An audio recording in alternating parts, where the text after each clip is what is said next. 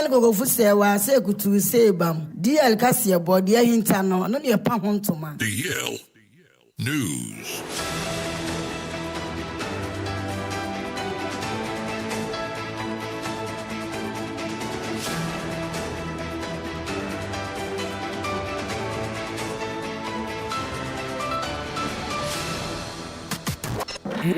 It's official. DLFM 106.9. Yamamo Akwaba. Efi tumilika ne share yen ewo Facebook and YouTube. Champion Taylor Diamond kasebona namso ubenya bi ahwe amayen. Yen sha kasebona se enfemfiri enkran pompone mantem yen kopiem. Ewo mamprobi. Ehwo no ehye dansoman. Mense no ase. No ma yetimi de biada sensemboni akoso na jese sada no man Ghana yichi. Ebeto dwa endrada say. Obi ba yira ewo mamprobi polyclinic. Adentia mamia wakwa wo so yankopan na dom mawawo afan ho afane ba. Chesenie omo wo ho no ma ahrebasa abofre ne nyantaban watu cheseked na pena koso. Omo bo dawuro etietiemu ekoso a nene twide ampon yankopon afafie ma. Ghana Police Service ne nkrabata ewodan soman. Oma podwumaso no etimi aduaduam ekwakohunu oba pa.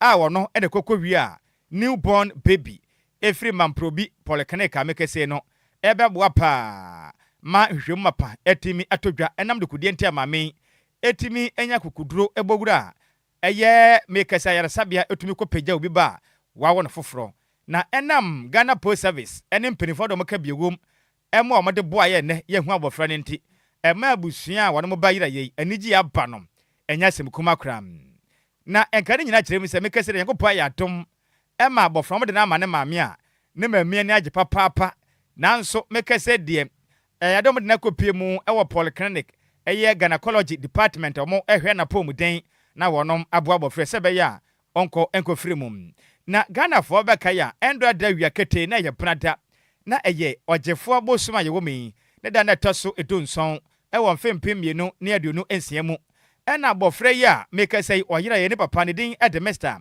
Mohammed Agyemai edebatu dwase ne bayira ento opana kira kwan bia ohu de ehu se na aba fontentan so papa yi otiatem na one ayaresabia mpanifo a wonom epadwumaden ewo mamprobi polyclinic ene wonom ede feso bisa wonom se na ayaresabia honom no CCTV cameras no enya adwuma na efise so mutume boa ne ehu nipa kropoti a otum bepeja abofra no ede no ekoye ne no nene twede amponyankopon wafafia footage na babontinti Ghana Police Service nkrabata wadansom na omka biabum aboa mabofra yi wonom atuma hu na nipa otu sa na moy dansoman eposifo guso a womanya hwehwemu ede afa maame de kodie ntia nam so a otum ekwatama bofra yi na mena bofra no hwe ekoso no abrekuma south ma hwebedwani ayo nminyamfo Alfred Okovanda Poi kopie ma obadwumadin ye pa aboa mekese ne abofra hu no de nsem sei eto di ye kasebo enim. As with this situation, let us also ensure that there will be calm and peace within Abdukuma South, Abdukuma West, and Odododio, where the parents have come from. So everybody should calm down. The best thing is that the baby is with the mother. So let's not agitate any problems or any unusual situation. Peace at home. So let us all have peace. The hiapa ne sabofra no ye honom. Eni a wuti ye ayabrekuma South mashebedwane. Onimnyamfo Alfred Oko Vanderpoy ena wote ne nkan.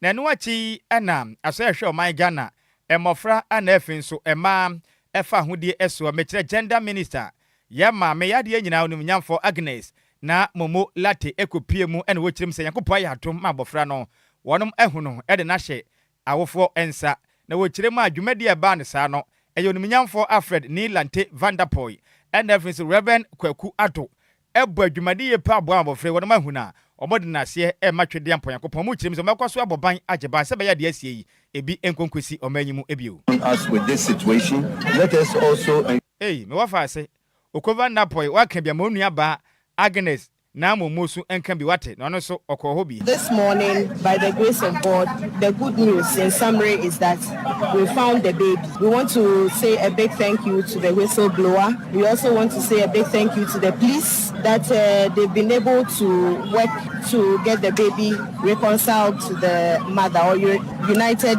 with the mother. Today, as we speak this morning, the police can attest that yes, that is the baby. The parents have confirmed, and then the suspect is in the custody of the police. I want to thank my colleagues in Parliament, Honorable Oko Vanderpoy, and then Reverend Ado, Kweku Ado, for their cooperation. I mean, when I called them early this morning, they've all been here and they've been on the case as well, and we've been able to make an inroad into the case, and we are going to follow to make sure that baby, mother, and then everybody is safe. And then the suspect as well also needs some interrogation and then some support. And our social workers will also be on the case to make sure that we minimize or completely get rid of such baby cases or incidents in the hospitals. So this is where we are. The baby and the mother have been taken for medical attention, and so we'll follow up and then see what happens next.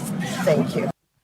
Any awuti yono na yo swa for mayimu ohwe emofra ema efa hudie eso metre gender minister odiminyamfo Agnes na Momo Latin na no achi na bofra ogira ye ni papa ne din ete Mr Mohammed Agyei Ejemre ene de ye kase botwetwe nkomo na wo kire mi say in fact odanyako part papa ana afisu mpenifu ebe mo ne Ghana Post Service enya wonom de anka ne bai kakra basa ekiretin na wo basre eye mamprobi polyclinic honom no emperifu mo amahoba mo nsemu nyere pa efrise obi atumi gbowura honom basa obi amisa na hwe na basa nso de asi wa hwe a na tu antwa de bia na beta akoso ma manfo ma ayira awo mamprobi polyclinic adunde ade ayira bia obu wade ayira na ho a wo ye de som de asom say akra no mo sam na yo no ade asom na me ka say unse odo omo sisi TV footage wa say ejuma now so bibia nkola no we bia so omo mai ho no de no enye bibia amafo na team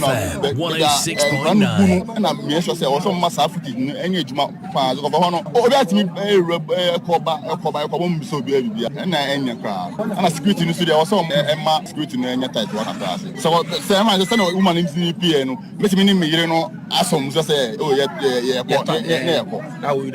me try bills ya what you say say na woman no etimi firm what you say adunde ade ayira bia obu wade ayira na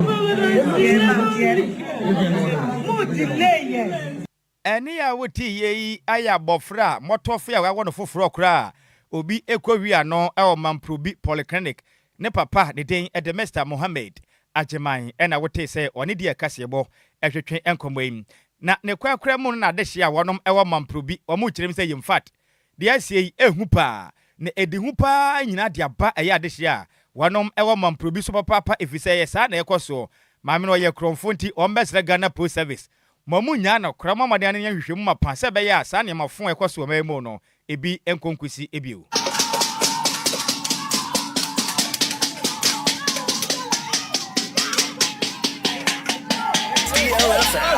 DLFM 106.9. Ebana nye totomi. Ayo ona kai. O ko aso kwa wo. Opa tumo kobi. Adjoa kobi na. Adjoa kobi na kai. Atiala wo la lo da wo. Wata wo bi na ka wata le nche. Oni to be as baba so. Oni to be la lo wata wo. Wata le nche.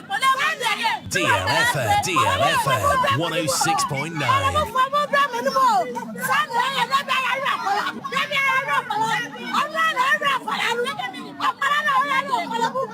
Enye ayo no a na ewie nkwada no enkwada omo yira e okolebu maame ni mhupi wei aya de hia wonom ewo mamprobi ewo nkran pompure manteme no ehye dansoman mensi no ase ena wote wonom enkenti sika yakopa ya dom ema abofra no yehu na kira kwan a maame na okobọ kro no ogina mamprobi dansoma polisifu akachi a oyi na no wonsem no nti kofi fa maame nfo ne to so maame fa maame na okobọ kro no CCTV footage ne to so na Ghana fo mna mehwe maame a oye saadi oni o okoni ni ba yen kan no Ghana Police Service for ayadi. My adwuma so no pa. Because Andrew and me who videos no, and then me share that comment section, and they because police for adwuma be no moody.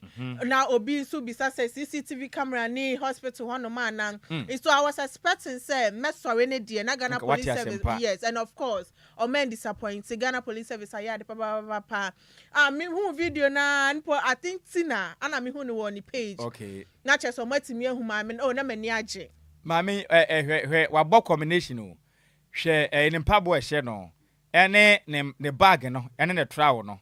On so wa bo combination pa. Ne bag ne trowel no. Abofra no otanani o we wan fan na. Once abofra dey wonderful fry. Ya kata no we ni. Wa woda. Me woda ba me wanianum penifo ma wo. Anti wo su ehunu kakra wo na se wo a wo mresa. Eno so nya bad. Enti maame de abofra na fuo nanim.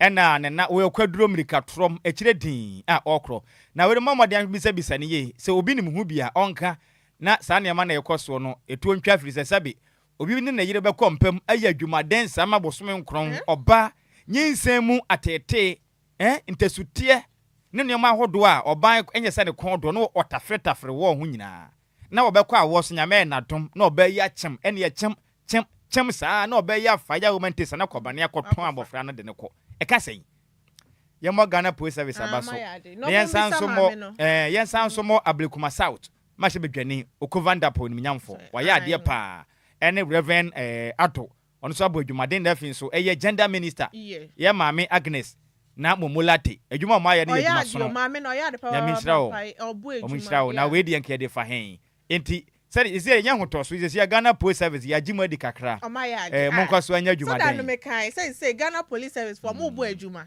mo guso mo bo adwuma makoma ku bi na promotion ni be mu ne de o makoma ku bi de dada na o mo nsisan o mo no nya ma aje so be ko mani kakra mbe di o mo nya ne se o musika e che o mo botom sika yento akase bo no so Yantoa kasiaboni suniembo remu ewo mrashebedwe ma na dom kumane banu dini eya Alexander Kwame na afenyo makin ede ato abayanim so momodiya se koko obuo na eya 3625 Ghana cedis eya 64 kilogram bag no omomodiya so mesanso ede akwesan se adenti ana woso mutimi eti koko obuo so ede mekuafo saa na wakasa ewo mrashebedwemu aneye Alexander Kwame na afenyo mark na di tumpanifu anim se abai no emo nchochomo na asekro momode asa betimi esanso edi kokobuo no akọ 3600 and eye 25 Ghana cedis FM akuafo adenti na akuafo bebu adwumaden na chese sika o masai ni na masanso ati kokobuo so na chese ka ana mo pese akuafo no ebo edi abai ne ye ne de anya ade a eche enti abai no ene Ghana ye kokobuo for momodi enchia ka bi enfema akuafo no sanso na license buying companies ne sanse ade omode sansem no ebetu dwa na omama boka ye papa into momodi aso betimi amomu bibi kakra ne ebronika ne se compensation enfema akuafo no ene eye license eye buying companies no adenti ane yesa ye de abetu dwa se eye koko akuafo no eye 64 kilogram bag no eye 3625 Ghana cedis na afemu sanso de nsem se ede ba betu dwa kobasa na chese gidi amanfo ewo eye sector ni munu na chese eba from sanso na akuafo no so no muni omo endi ni yesanso mo bre ye papa pasika omo se no eni ahode omo de hye eye koko akuaye num na chese mutimi to so saa adwen Speaker leader Mr. Speaker leader Mr. Speaker leader this is a house of parliament, a platform of the people's representatives. This is where we discuss national issues. Mr. Speaker, the majority leader is telling the country that government policy can be announced anywhere, and my finance minister is not obliged to come to the House of Parliament. Mr. Speaker, the cocoa farmers in Volta region, in Ashanti region, in Bono, in Western North, Mr. Speaker, they have been denying honorable members their earnings. But Mr. Speaker, if the finance minister does not come, if the majority leader will not bring the finance minister, we, the minority, will use the appropriate laws available to us to summon the finance minister. Thank you. The cocoa farmers cannot be abandoned. We will not abandon the cocoa farmers. Honorable members.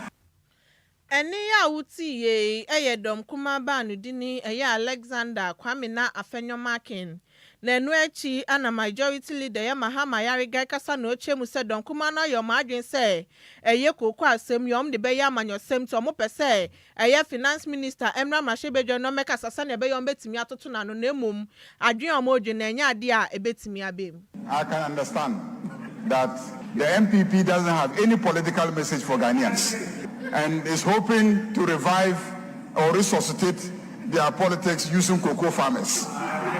But that will not work. This statement didn't go anywhere. Mr. Speaker, what the minority leader is doing is a clear indication that today's attempt to use cocoa farmers to do politics failed. He wants a second chance. So he wants a second chance. He wants a second chance. Because if he had succeeded, he will not be looking for a second opportunity. But you've already made a statement. We have copiously debated the statement. There is nothing more that the finance minister can come and add. So let's leave it there. As for government policy can be announced anywhere. Once they are approved in cabinet, the Minister for Communication announces them. In this instance, because it is under the Minister of Finance, that was why the Minister for Finance announced the policy. So I don't think that the Minister for Finance will have to come here to DLFM come and answer questions or 106.9. make statements or provide any clarification. If you wanted, you could have asked a question, but you Eni ya uti ye majority leader ya Mahama Ayariga. Yanto akasebwa no so ene yemfiri nkran pomprema tem yemfi ani fa nkyere mum ewo manga na ye pie mantemum na make say o manga na temgwafo penin the den at the his lordship Paul Bafo Bonny NFA apie mantem suafo oniminyamfo reta awate NFA akane mashebedwane na afa no kran so ye former local government minister Dan Kwaku Botwe na okre mensin no wanom aban na msini oniminyamfo Eric ayete na afa nso mashebedwane edema okre abato mpesua so oniminyamfo Daniel Nana Ado Kenneth wadoma kabum abadwumaso no etimi apa eye okre district court no ehontoma ewa dukrom wa pie mantem o ekonkane papa mekesa de hye no wanum ani agye pam na mra o my Ghana yetemu afo penin Justice Paul Bafo Bonny ehurigine sie ene asimpie so am na one nsantwerefo ekasa ene wokyire mu sem sa o my Ghana temu akonwa yetume pagya bi de akosi ho ede ama eye okremense ne beboa pam ama temu ho sensem no atimi akonkane okyire mi se o ma ne yakabi na meka bia mamu nti no edum pempenso a na nema bi ekoba bi a ensa damfa na kwan mu mpeni aka asem te sabi petapia peto hoi aya na yedemra ena wuro nti no satemu obetumi akonkan beboa pam man Ghana cheche ne kanko no ne ma akonkan ede ama o man okyire mi se enam se mensin no ebi ni ho de mu nti ene asem ebeto ofo ene nyonkofo mienu ntem a adwo mu twa kwan ekwa chirichirichichi ansana wono makoseki for justice ne sente no yakopa ya adom ene o matumi apaje se ne aye court ho ntoma ewa dukuru men no akremense beboa pa ma temu ho sensem etimi akonka ne se be ya ntawantawa na manso ne hodo ekoso no wo betumi asiesie. District courts are the foundation of our justice system. They are the courts closest to the people. They resolve the disputes that most directly affect daily life. Family matters, land disputes, minor criminal cases, contractual disagreements, and community conflicts. When justice is accessible at the district level, public confidence in the rule of law is strengthened. When people can seek redress without traveling long distances, the justice system becomes real and meaningful. This district court will therefore ensure that residents of Okre can now access judicial services within their own districts promptly, fairly, and efficiently. To the magistrate who will serve here, I charge you to administer justice with integrity, patience, and courage. You will be the face of the judiciary in this district. Every person who comes to court does not come with only a case. He comes with a hope that he will get justice, a hope that he will leave the premises of the court fully satisfied. Let your courtroom be a place where fairness prevails and where the dignity of every person is respected. To the staff of this court, efficiency and professionalism must guide your work. Eni a woti ye ayo my Ghana yetemu afo penny Justice Paul Bafo Bonny na no achi ena pie mantemu suafo oniminyamfo reta akosua Agyei awate enso ade asedepa edema oman Ghana yetemuafo penin ena finso oman Ghana temuafo nyina akire mo say odoma asepa so matumi aboa menne wompese atemuo ekọ nkronkro na finso nkurasi ase ne boa na oman ni matumi konkan na atentrene eye adwuma ewo manyim okire ma webetumi aboa emamense ne so etimi akonanim efa atentrene ho na wasanso da resemunsem ede ato oman Ghana eye yen Chief Justice enim say obeda na sepa no bekoso agye ne nanso abadwumaden na apiema ntemu mpenifo atan na chititiru eye regional coordinating council na betan na chipam mane matumi akonkan se be ya anamompa bi aban pesukutu ne boa na tenten na ekoso apiema ntemu no wombetumi aba wehwehwe ne mu bia nkoso se de wutie bia no se wasem ba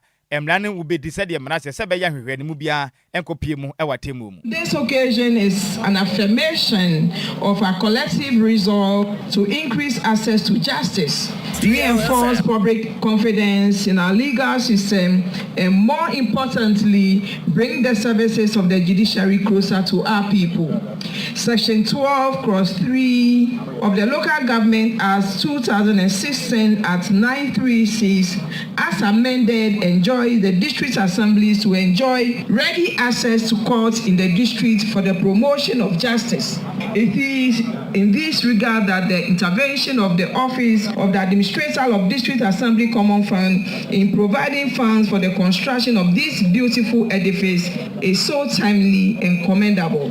May I also extend appreciation and gratitude to the Chief Justice and the judiciary and for our chiefs for upholding the vision to decentralize the justice system in this country. It is indeed a step in the right direction. I wish to assure you of the continuous support of the Regional Coordinating Council and government in the discharge of your mandate. Eni a woti yi eya piema ntemusuafo oniminyamfo Rita ekosua Agyei awate ena wote ne nkan na eno achi na mensene no wanom krache mekire aban enam sene district chief executive edema okremensi no oniminyamfo Rick Williams ayete enso akire mu say nani agye papa pese ne omabua pa na district court etimi abepie mu ewo mensene mu na wo so betumi aboa ahwe se dwumadi ebekoso nyina bia bekọ kama se be ye beboa na tentene akoso ewo okre mensene. Great honor and a deep sense of responsibility that I welcome you all to this historic occasion, inauguration of the Okre District Court. Today marks a significant milestone in our collective effort to strengthen justice delivery and deepening the rule of law within our district.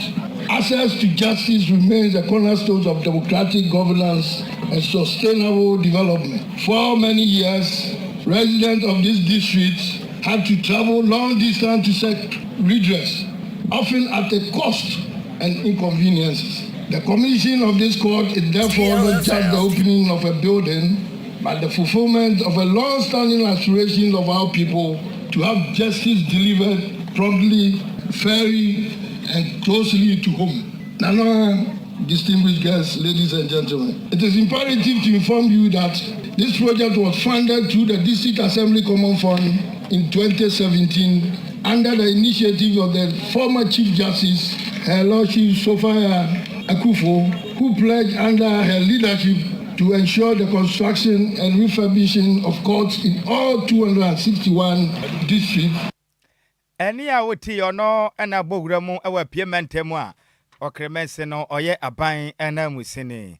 The den edo ni nyamfo Rick Williams ayete na ne kwakremu no ena edukromu hina no krayenso oye okuapem eye nimfahene ehuna bobrim osu otumja otutu ababiu a otoso enum ono so ekirem se nani agye papa pase ne nyakopa ya dom na atemu adwa no ebia ba mense na beboa pam Emma de show potem ho no mo no atentrene etimi akonkan se be ya kabi na meka bia memu bia be konkan se be ya nipa bia onam kuntuna ase edinsem no pata papieto wombetime de mara kwanso etimi awro ede afiri ne to. The constitution mandates that we ensure ready access to court for the promotion of justice, ensuring that justice is not just a concept but an accessible reality at the doorstep of the citizen. DLFM 106.9. This symbolizes the rule of law and judiciary commitment to providing an enabling environment for justice to thrive.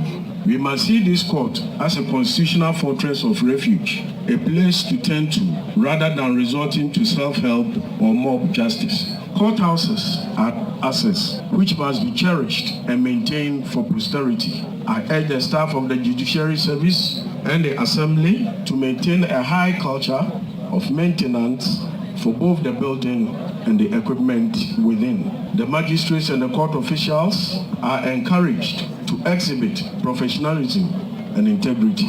As the judiciary's integrity is paramount Any a wotie obo gramo ewa payment ni mo no ena ye edukuro mu hina ono kura ye nso esanse okuapem ni fahene eye ehunu abobrim osi otumja otutu ababio a otoso enum na mane boy ye nsem twire ni kontehine kofi obo ena difiri payment mu ebesom ye Yentoa kasiabone suniembo nremu ewa santimantem na Ghana Enterprise Agency for graduate eye mebunu be 242 a omodi omofa ntitiemu ewa Sokore Mampo municipality nim eno ewa santimantem no ekadwumedi a womudi sane ebeye mebunu ni so no ebetimi enya adwumaye na dwumedi no koso ewa abuabu eye post office park a cheso mobo omodin ade eye mebunu ni fantitiemu omusua sane ye samna ebi so esua de pam ekwan ya omofa so omoyen eye nsuomu na omoye juice ni na no mbo omodin ade omofantitiemu ekire wom sane ebeye omunsu no ebetimi ade dwuma na dwumadie we efa eye agriculture and agri business eye entrepreneurship form eye big box project omobomodia etimi aye na dwumadie ya de Ghana Enterprise Agency for any master eye card foundation for na akaboma omude say dwumadie we etimi eba na big box eye project we eka eye Ghana Enterprise Agency for dwumadie omudi sane ebe ya eye nyuma nketenkete so no betimi ahyemu Kenya no matimi aye adwumaye no mo so etimi aboa na mebunu ni bi so etimi anya adwuma ye sane ebe ye omo so no sikasem ebetimi akoso ye ewo manyimu na bra adwumadie no ekoso no ye mebunu omunya adwumadie ne so emfaso no ye mo niema ahodo ebetimi aboa no mo so betimi ahya asa ye adwuma sane ebe ya o betimi anya sika edi ego mo botom na cheso mo so ho etimi ayede ye papa na bra mo ne nsamtwefo etwetwe nkomo ana chief executive officer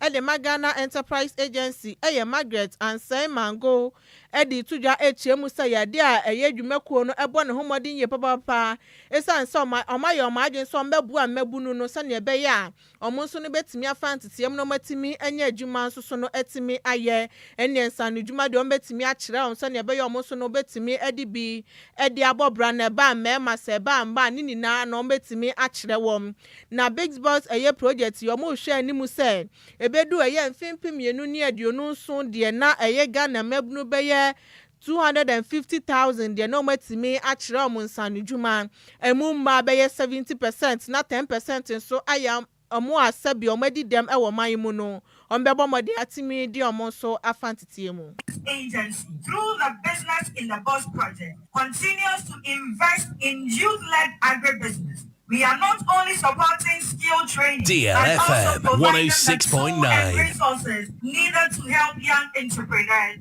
move from learning into action. The startup kits being distributed today are meant to serve as your foundation. They are a vote of confidence in your potential and to push towards self-resilience. This initiative strongly aligns with the vision of the President of the Republic of Ghana, His Excellency President John Dramani Mahama, Agenda for Youth Employment and Job Creation. Government recognizes that Ghana's economic future depends on the ability of young people to find decent jobs, create enterprises, and employ others. When youth are empowered with skill, capital support, and market opportunities, the result is stronger local economies, increased productivity, and reduced unemployment. Eniya Utiye, Chief Executive Officer at the Ghana Enterprise Agency, Margaret Ansai Mango, Nenuechi, Anna Sokore Mampo, Municipal Chief Executive, Honorable Ben Abdullah Al Hassan, ebo ma baso ye papa so mo di dwumedie sei etimi aba saa nso na obo eye omampani John Dramani Mahama baso sabo sho be hye se obema mabunu na adwuma ye ewo maibu no obo mode etimi edibo hye ne so na eye graduation no ekoso no mo ka biewom etimi ekohonom sanso ananamsifo mo free Ghana Enterprise Agency any Mastercard Foundation na timi kobi sanso na sokore mampon eye municipal assembly fo so no etimi ekohyiamu wo ho and also so emu say in the space of 4 years no a bit trainee apprentices ahodo ba 40,000 afi dia be trainee 10,000 na ahyase sa afi a etwamu prabusu ni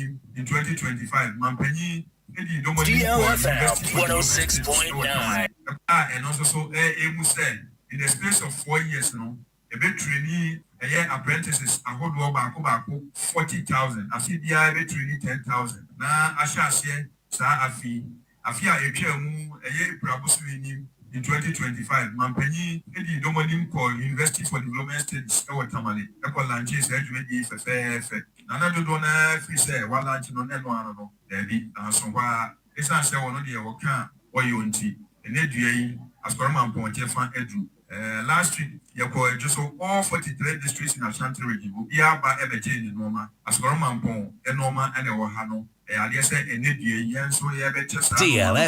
106.9 from MCPs. Now, also, and they are young teacher, and the ama or more apprentices and our moon crowd, or show Masia or mobile arbitrary new.